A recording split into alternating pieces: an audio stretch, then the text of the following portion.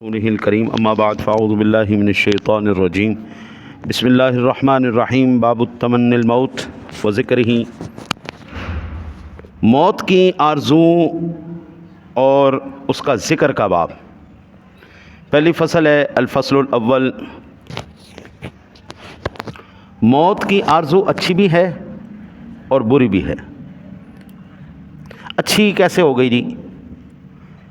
اچھی اس طرح ہو گئی، اے اللہ مجھے موت عطا فرما، میں تیرے سونے نبی کا دیدار کر لوں،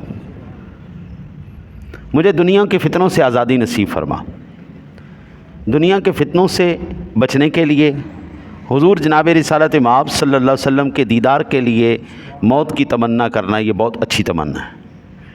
فتنوں سے بچ کے ایمان کی موت مروں، حضور کا دیدار کروں، حضرت کی اس سے پیاری خوبصورت موت ہی کوئی نہیں۔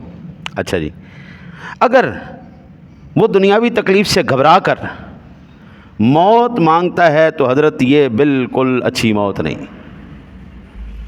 ایک بات یہ ذہن میں رکھ لیں، میرے رب نے کسی انسان کو اتنی تکلیف نہیں دی جو وہ برداشت نہیں کر سکتا۔ میرا رب ہر ایک انسان کو اتنی ہی تکلیف، لا یکلف اللہ نفسا الا وسعها، اس کی وسعت سے زیادہ کبھی مالک نے کبھی اس پر بوجھ نہیں ڈالا۔ وہ تکلیف کا ہو، وہ اولاد کا ہو، وہ رزق کا ہو، وہ کمائی کا ہو، وہ کوئی جو بھی اللہ نے بوجھ ڈالا ہے نا جس کے اوپر، بالکل ٹھیک ڈالا ہے۔ گراموں کے تولنے والے پیمانے ترازو کے اوپر گرام ہی تولیں گے، اور منوں کے پیمانے کے اوپر ترازو کے اوپر من ہی تولیں گے۔ یہ نہیں ہو سکتا کہ منوں کا وزن آپ گراموں کے پیمانے پہ ڈال دیں، اس ترازو پہ ڈال دیں، اور گراموں والا وزن آپ جو ہے وہ ٹنوں کے ترازو میں نہیں۔ میرے رب کو پتہ ہے کہاں پہ کیا رکھنا ہے، کس کو کتنا دینا ہے، کتنا نہیں دینا۔ عن ابی ہریرہ قال قال رسول اللہ صلی اللہ تعالی علیہ وسلم لا يتمنى احدكم الموت اما محسنا فلعله ان يزداد خيرا واما مسيئا فلعله ان يستعيب، رواہ البخاری۔ حضرت امام بخاری نے حضرت ابو ہریرہ سے روایت کی، فرماتے ہیں کہ فرمایا رسول اللہ صلی اللہ علیہ وسلم نے کہ تم میں سے کوئی موت کی آرزو نہ کرے، نیک کار تو اس لیے کہ شاید وہ نیکیاں بڑھا لے، اور بدکار اس لیے کہ وہ شاید توبہ کر لے۔ حضور فرماتے ہیں نیکی کی اپنا موت کی تمنا نہیں کرنی بھائی۔ نیک آدمی ہیں، وہ اللہ کے بندے، تیری نیکیاں بڑھ جائیں گی، نمازیں بڑھ جائیں گی، روزے بڑھ جائیں گے، زکاتیں بڑھ جائیں گی، خیراتیں بڑھ جائیں گی، تو اور سامان لے کے اللہ کی بارگاہ میں جائے گا۔ برا آدمی اس لیے نہ کرے شاید اللہ تعالیٰ اس کو توبہ کی توفیق دے دے۔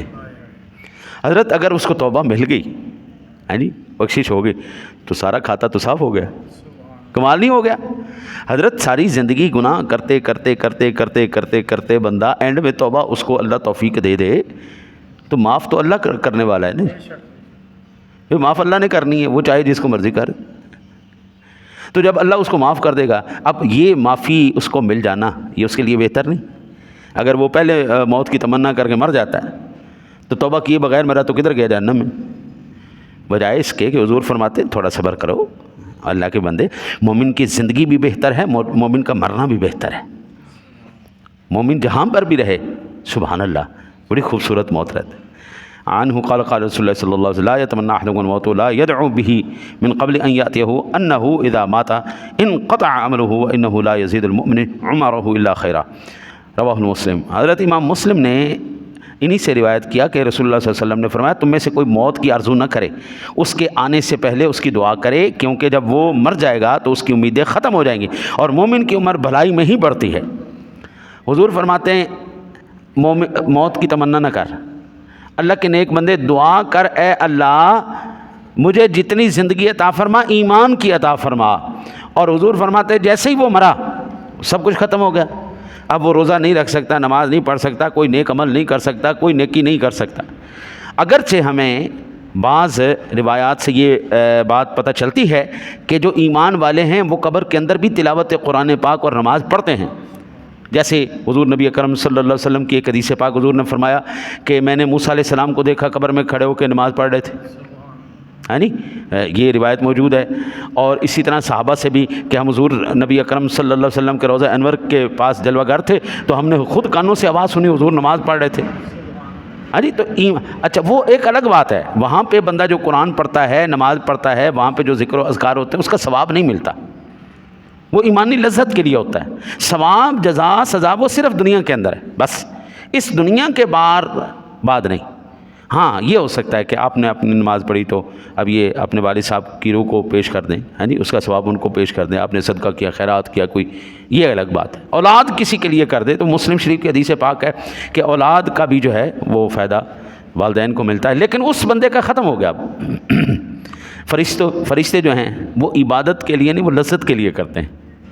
وہ جو عبادت کر رہے ہیں، ذکر و اذکار کر رہے ہیں، جو سارا سلسلہ کر رہے ہیں، جس طرح خوراک ہوتی ہے نا جی انسان کی خوراک، یہ ان کی خوراک ہے ایمان والوں کی قبر کے اندر بھی. تو اس حضور نبی کرم صلی اللہ علیہ وسلم فرماتے ہیں جب وہ مر جائے گا تو اس کی امیدیں تو ختم ہو جائیں گی. اور مومن کی عمر بھلائی میں ہی بڑھتی ہے. ایمان والا جتنا بھی دیر زندہ رہے گا وہ نیکی کرے گا، وہ برائی نہیں کر سکتا. دعا کرو اللہ تعالیٰ آپ کو مجھے ایمان کی موت نصیب فرمائے. اللہم